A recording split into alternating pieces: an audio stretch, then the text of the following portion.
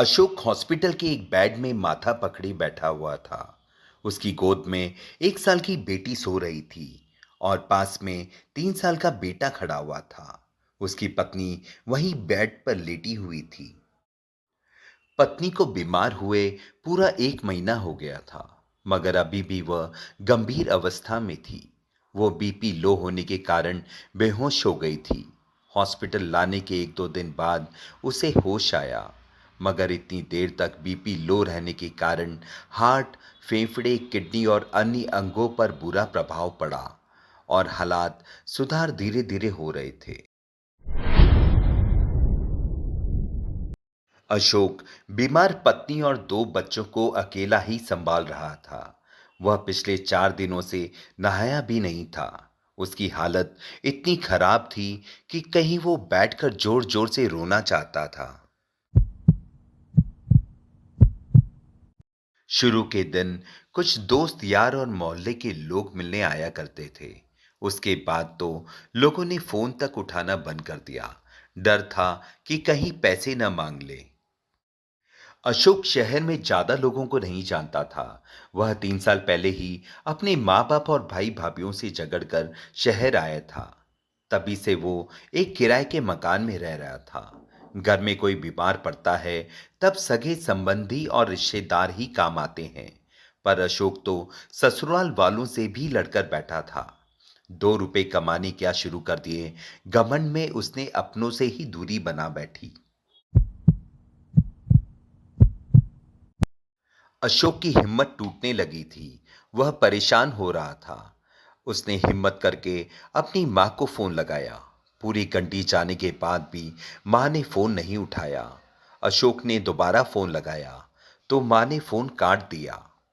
अशोक को 3 साल पहले की बात याद आई, जब वो घर से लड़कर आया था तो बोल कर आया था कि मैं आप सबके लिए मर चुका हूं, मैं आप लोगों से कभी नहीं मिलूंगा अब। मां के फोन काटने से अशोक निराश हो गया। उसकी आंखों में आंसू आ गए। पास ही बेड पर सोई पत्नी भी फफक कर रो पड़ी। एकमात्र मां ही वो कड़ी थी जिससे वो बात कर सकता था। मगर मां ने फोन काट दिया। उसने एक बार फिर फोन लगाया। इस बार मां ने फोन उठा लिया और बोली, क्या है, हम तो तेरे लिए मर गए हैं ना, क्यों फोन कर रहा है बार बार। मां की आवाज सुनते ही अशोक जोर जोर से रोने लगा। वार्ड में बैठे लोग उसको देखकर सहम गए।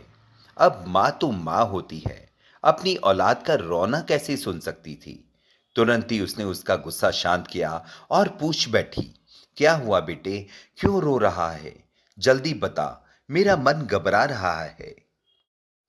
अशोक मां की बात सुनकर और रोने लगा। मां घबरा गई और बोली, बेटा तू चिंता मत कर, क्या हुआ, मैं हूं ना। मां की बात सुन अशोक बोला, मां, तेरी बहू 1 महीने से अस्पताल में भर्ती है और बच्चों को संभालते संभालते मैं थक गया हूं। मां ने सुनते से ही बोला, बेटा तू चिंता मत कर, मैं 2 घंटे में सबको लेकर तेरे पास आती हूं। सुनकर अशोक के शरीर में मानो जान आ गई। वह दौड़कर अपनी पत्नी के पास गया और बोला, सुना तूने, मां, मां, मां सबको लेकर आ रही है, उन्होंने मुझे माफ कर दिया, अब तू भी जल्दी ठीक हो जाएगी। शाम होते होते उसका पूरा परिवार हॉस्पिटल पहुंच गया। बाप ने उसके सर पर हाथ रखकर कहा तो वह रोते हुए गले लग गया। माफ कर दो पापा। पिता ने उसे पकड़कर गले लगा लिया और बोला, हम हैं ना, चिंता मत कर, सब ठीक हो जाएगा।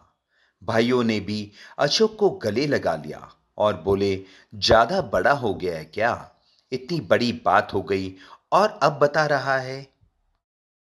अशोक और बच्चों ने पहले खाना खाया, फिर मां ने अशोक को घर भेज दिया। परिवार के आने से वो काफी हल्का महसूस कर रहा था। उसकी पत्नी, जो अभी तक बेसुध थी, परिवार को देखते ही चैतन्य अवस्था में आ गई। कुछ ही दिनों में वो ठीक होकर घर आ गई।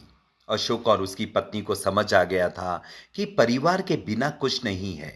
परिवार आपके हर सुख दुख में आपके साथ होता है।